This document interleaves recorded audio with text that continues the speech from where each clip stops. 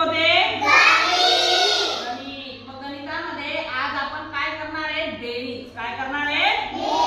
बेरीज. मग बेरीज म्हणजे काय मी तुम्हाला सांगितलं होतं की नाही? बेरीज म्हणजे एक संख्या दुसऱ्या संख्येमध्ये मिळवणे, एकत्र करणे म्हणजे बेरीज करणे.